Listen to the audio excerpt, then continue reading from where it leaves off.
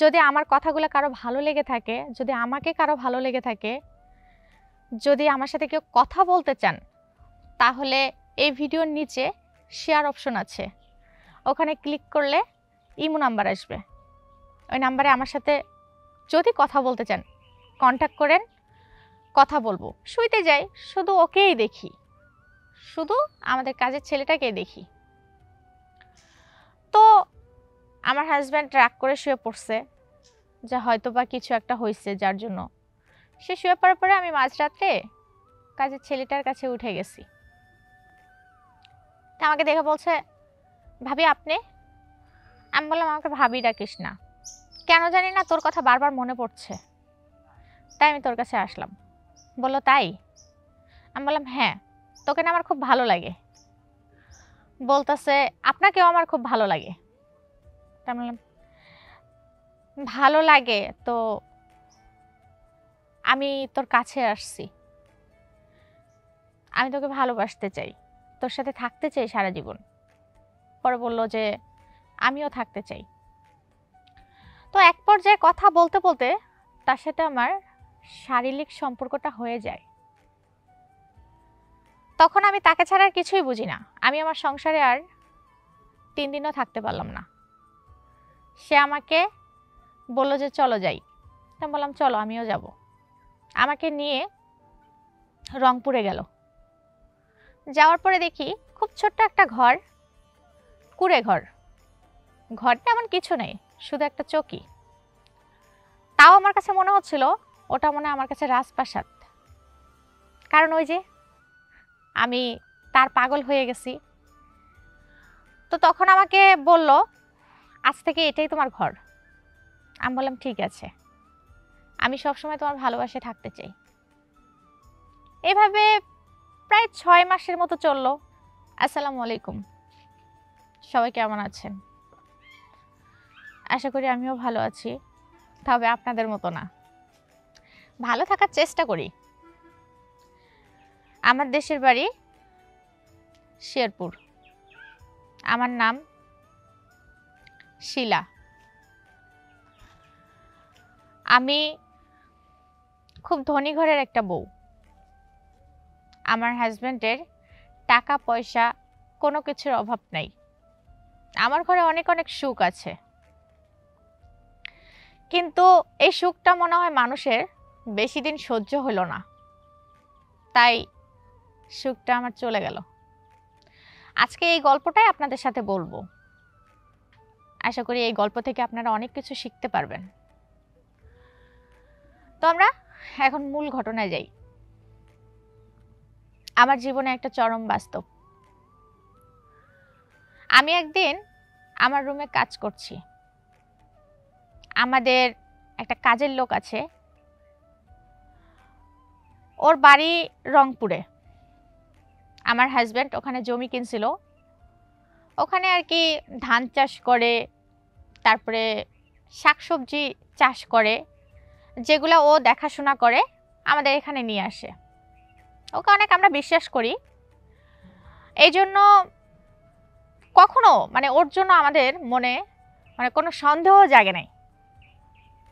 আর এটাই আমার জীবনে সব থেকে বড় কাল হয়ে দাঁড়াইছে। আমার হাজব্যান্ড অফিসে চলে গেছে, আমার বাড়িতে আমার শ্বশুর শাশুড়ি সবাই ছিল। হঠাৎ করে আমাদের ওই কাজের ছেলেটা 1 প্যাকেট মিষ্টি নিয়ে আসলো, এসে সবাইকে খাওয়াচ্ছে। জিজ্ঞেস করছে কিসের মিষ্টি, বলছে আগে খান না। তো সবাইকে মিষ্টি খাওয়ানোর পরে সে আমার ঘরে আসছে, আয়শা বলছে ভাবি একটা কথা বলবো। আমি বললাম কি রে, তুই কখন আসলি? এই তো ভাবি কিছুক্ষণ আগে আসছি। তাই তো কিছু বলবি তুই আমাকে? বস। বললো আপনার সাথে কথা আছে। হ্যাঁ বল। বলে যে আমি আপনার জন্য সন্দেশ নিয়ে আসছি। কি রে, হঠাৎ করে তুই সন্দেশ নিয়ে আসলি? আরে ভাবি মিষ্টি নিয়ে আসছিলাম, কিন্তু মিষ্টি শেষ, তাই আমি সন্দেশ নিয়ে আসলাম শুধু আপনার জন্য। তাই দে, তুই যেহেতু ভালোবেসে নিয়ে আসছিস তাহলে তো খাওয়াই যায়। তো আমি আমার মনে তিল পরিমাণ সন্দেহ কোনো কিছু নিয়ে জাগে নাই। আমি এটা ছোট ভাই মনে করে খাইয়া ফেলেছি। খাওয়ার পরে ও বললো আচ্ছা ভাবি তাহলে আমি যাই। তা আমি বললাম আর কয়দিন থেকে যা। তো বললো আচ্ছা ঠিক আছে। সে থেকে গেল। এখন রাত্রে আমার হাজবেন্ড আসছে, আমি আমার হাজবেন্ডের সাথে শুয়ে আছি, কিন্তু তার দিকে আমার কোনো মনই নাই, তাকে আমার দেখতে মন চাচ্ছে না। সে কথা বললে জানি বিষের মতো লাগছে, একদম 2 চোখের বিষ। সে আমাকে বলছে তুমি এমন হইলা কবে থেকে, তুমি তো এমন ছিলা না। আমি বললাম কি হয়েছে, আমি কথা কমায়া বলো, আমার ভালো লাগছে না। শুইতে যাই, শুধু ওকেই দেখি, শুধু আমাদের কাজের ছেলেটাকেই দেখি। তো আমার হাজব্যান্ড রাগ করে শুয়ে পড়ছে, যে হয়তো বা কিছু একটা হয়েছে যার জন্য। সে শুয়ে পড়ার পরে আমি মাঝরাতে কাজের ছেলেটার কাছে উঠে গেছি। তা আমাকে দেখে বলছে ভাবি আপনি? আমি বললাম আমাকে ভাবি ডাকিস না, কেন জানি না তোর কথা বারবার মনে পড়ছে, তাই আমি তোর কাছে আসলাম। বললো তাই? আমি বললাম হ্যাঁ, তোকে না আমার খুব ভালো লাগে। বলতেছে আপনাকেও আমার খুব ভালো লাগে। তা আমি বললাম ভালো লাগে তো আমি তোর কাছে আসছি, আমি তোকে ভালোবাসতে চাই, তোর সাথে থাকতে চাই সারা জীবন। পরে বলল যে আমিও থাকতে চাই। তো এক পর্যায়ে কথা বলতে বলতে তার সাথে আমার শারীরিক সম্পর্কটা হয়ে যায়। তখন আমি তাকে ছাড়া আর কিছুই বুঝি না। আমি আমার সংসারে আর 3 দিনও থাকতে পারলাম না। সে আমাকে বলল যে চলো যাই। আমি বললাম চলো আমিও যাব। আমাকে নিয়ে রংপুরে গেল। যাওয়ার পরে দেখি খুব ছোট্ট একটা ঘর, কুঁড়ে ঘর। ঘরটা এমন কিছু নেই, শুধু একটা চৌকি। তাও আমার কাছে মনে হচ্ছিল ওটা মনে হয় আমার কাছে রাজপ্রাসাদ, কারণ ওই যে আমি তার পাগল হয়ে গেছি। তো তখন আমাকে বলল আজ থেকে এটাই তোমার ঘর।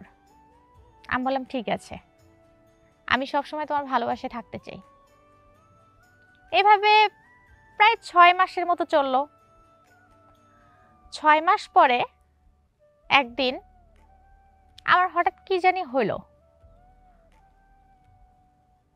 কিছুক্ষণ পরে আমার এমন মনে হলো যে আমি মনে হয় সবকিছু হারায় ফেলাইছি।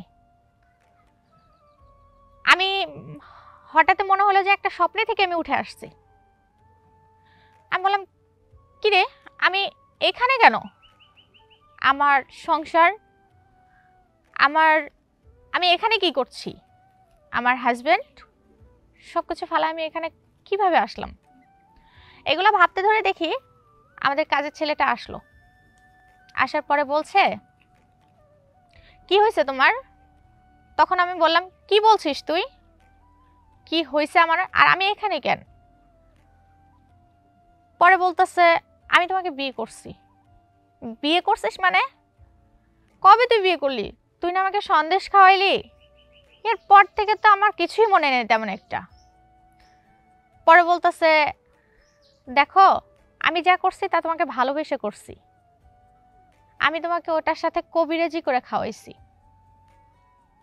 আর দেখো আমি যা কিছু করছি তোমার সাথে সংসার করার জন্য করছি। তখন আমার মাথায় তো আকাশ ভেঙে পড়লো, সে কি বলে? তখন আমি বলি যে এটা তুই ঠিক করিস নাই, তোকে আমি অনেক বিশ্বাস করে আমি সন্দেশটা খাইছি, বিশ্বাসের মর্যাদা তুই এটা দিলি, এটা তুই ঠিক করিস নাই একদম। তোকে বিশ্বাস করা আর দুধ কলা দিয়ে কালসাপ পোষা সমান সমান অধিকার হয়ে গেছে গা আমার কাছে। তখন সে বলে যা হবার হয়েছে, তুমি থেকে যাও, তোর মতো মানুষের সাথে আমি থাকবো না, আমি আমার সংসারে যাব। তখন আমি আবার ফির ঢাকায় আসি। আসার পরে আমি আমার শ্বশুরবাড়িতে আসি। এসে দেখি আমার স্বামী আরেকটা সংসার পাচ্ছে। আমার স্বামী বলতেছে কি রে, তুই তো তোর নাং নিয়ে চলে গেছিলি, এখন কেন আসলি? না অভাবী সংসার এখন কি আর ভালো লাগে না? তখন আমি বললাম তুমি ভুল করছো, আমি এমন কিছু করি নাই। সে আমাকে বলল করছিস কি না? তুই 6 মাস পরে আইসা তুই এই কথা বলছিস, আমি কি তোর জন্য বসে আছি? তুই তো চলে গেছিস, একটা সামান্য একটা কাজের ছেলের হাত ধরে চলে গেলি। তখন আমি বললাম, দেখো সব কিছু বোঝার চেষ্টা করো। কিন্তু আমার স্বামী কিছু বুঝলো না, কিছু শুনলো না, সে আমাকে বের করে দিল। তারপর থেকে আমি আমার বাবার বাড়িতে আছি। তো আমি আপনাদের বলছি, আপনারা আমার মতো ভুল কেউ করবেন না, সে হোক কাছের লোক হোক দূরের লোক, তাকে বিশ্বাস করে কিছু খাবেন না। আর অবশ্যই মানে এমন কোনো কাজ করবেন না যেটার জন্য আপনাদের সংসারটা ভেঙে যাবে। আর আমি তো যা করার করে ফেলাইছি, অবশ্যই এখন আমার সংসার করতে হবে, আমার জীবনটা সব কিছুই তো আপনারা শুনলেন। যদি আমার কথাগুলো কারো ভালো লেগে থাকে, যদি আমাকে কারো ভালো লেগে থাকে, যদি আমার সাথে কেউ কথা বলতে চান, তাহলে এই ভিডিওর নিচে শেয়ার অপশন আছে, ওখানে ক্লিক করলে ইমো নাম্বার আসবে। ওই নাম্বারে আমার সাথে যদি কথা বলতে চান কন্ট্যাক্ট করেন, কথা বলবো। যদি ভালো মনে হয় অবশ্যই সংসার করব। আল্লাহ হাফেজ।